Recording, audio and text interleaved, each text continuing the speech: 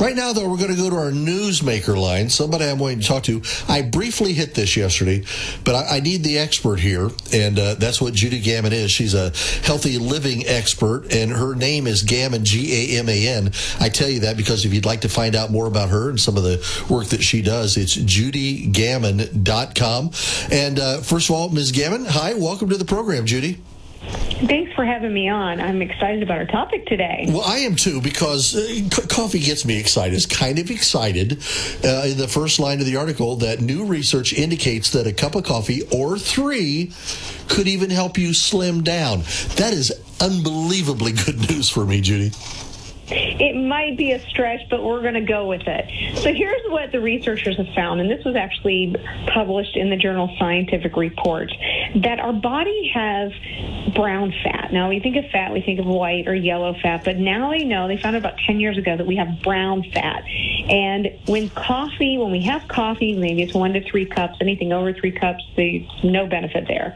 But when we have that, it stimulates that brown fat. Why is that important? Because brown fat is the type of fat that burns calories when it's stimulated. So it also generates heat to metabolize macronutrients. So when you think of what are macronutrients versus micronutrients, micronutrients is the good stuff. That's all the healthy stuff you're going to eat. But macronutrients are high sugar food, high glucose foods. So you need that brown fat to be stimulated to help burn that off. Okay, so brown fat actually helps to burn the calories, but we have other fats in us that don't do that? Yeah, so we have white fat, which actually stores. This is what a lot of people have, right? The white fat stores the calories. I must be loaded with it. Well, babies are born with, they're kind of chunky. And babies are so cute. They're all chunky. Well, they have a lot of brown fat everywhere because it helps them keep warm. It helps them burn through, keep them warm, keep their body activated. But as we get older, we tend to have brown fat on our upper body, but not so much usually down below, even on the trunk. That's where you see the bad kind of fat. Yep. So this good fat, it's full of mitochondria, which you may remember from biology class is the powerhouse of the cell. And it has a lot of iron stores in it. And the iron is really what gives it its color. So we want to have that. People if I drink coffee, I'm turning my fat brown. Doesn't work that way. And then people also say, well, golly, with all these Starbucks and other coffee houses everywhere, how come we're not getting skinnier? Right? You think if coffee makes you skinny, well, it's because we dump all that stuff in it. I mean, if you go and you get a latte with extra cream or a frappuccino or all these other things, you're really negating the benefit that you get from the coffee. So if I roll through my coffee drive-through and I get coffee, but then if I say, hey, make it a hazelnut latte, I'm countering everything that the coffee could be doing for me. Absolutely right. So there's no benefit in that. I hate to tell you. But if you're drinking black coffee and not too hot, there's other studies out there that if some people say, I like my coffee piping hot. But there are actually studies out there that say if you drink your liquids too hot, you actually increase your risk for esophageal cancer. So there's always a good thing, but there's always a catch. And I'd say that's kind of the catch there. Yeah, I don't like mine really, really hot. I like it warm, drinkable. When it's really hot, I feel like sometimes I can't even drink it. So when I drink a cup of coffee, is that coffee actually stimulating the brown fat? It's really the caffeine that's in it. We have to remember that the caffeine in the coffee, when we drink coffee, has a half-life of 6 hours. So people say, well, I'm just going to keep drinking coffee throughout the day because I want to keep stimulating my brown fat. Well, you really don't want to do that because then you're not going to sleep. And really, before we found out that coffee had this benefit, we knew that exercise and good sleeping habits also have this benefit. So just exercising or getting good sleep where you're sleeping through your REM cycle, the good 7.5, 8 hours of uninterrupted sleep, that also stimulates the brown fat. So those are always and should always be your first and foremost, exercise and good sleep. But if you're a coffee drinker like you, this is good news. Well, let me ask you this. You talked about the shelf life of coffee in our system, about 6 hours. If I'm going to do 3 or 4 cups of coffee in a day, am I better not to do 2 cups of it in the morning? Am I better to maybe stretch it out and have another cup maybe about every 5 or 6 hours? for this study, they didn't really say that. What I would say what most people do is they ramp up, right? They get up and they got to be jolted, so they have 1 or 2 cups, and then maybe around noon they realize, it's starting to wear off, I better get another cup of coffee.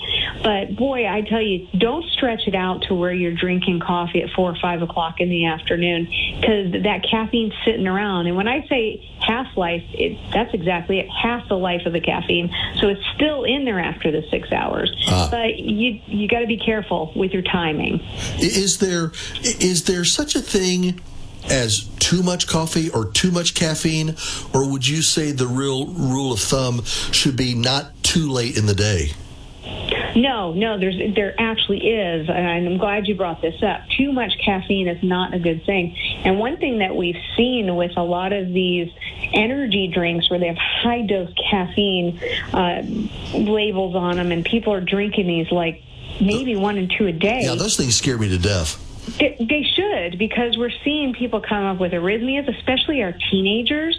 They're getting arrhythmias. This is where the heart starts taking all kinds of irregular beats and issues happening there.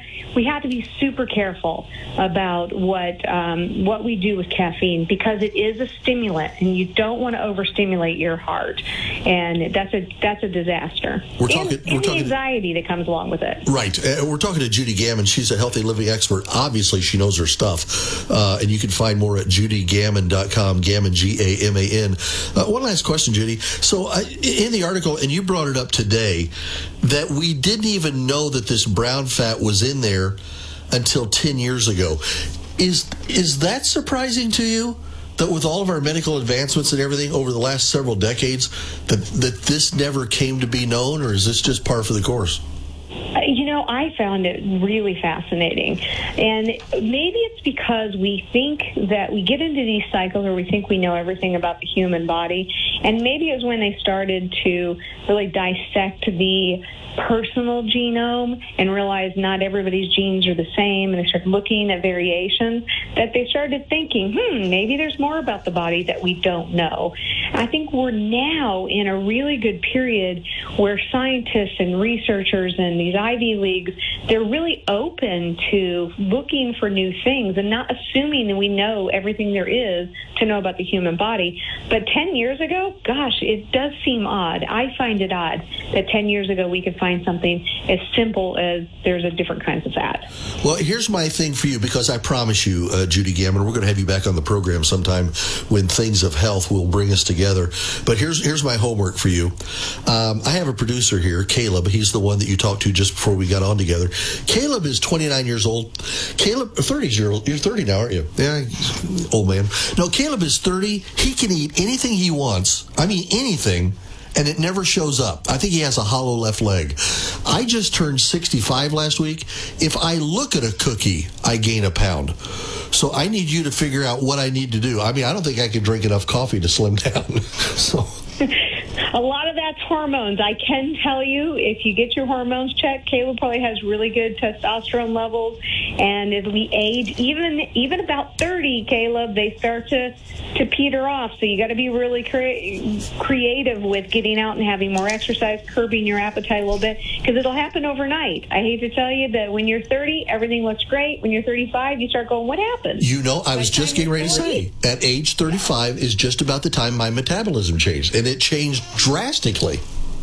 Absolutely. Yeah. Well, listen, I appreciate you very much today, Judy. Here's what we're going to do. We're going to put your this interview with you up on our website, and people can go there, and they can also get the link to get to your site, judygaman.com.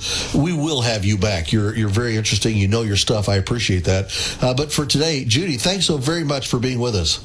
Oh, it was a pleasure. I'd love to come on anytime. Yep, we'll do that. Thank you very much. Judy Gaman with Healthy Living Experts, and you can find her at judygaman.com, Gaman, 1M, JUDYGAMAN.com.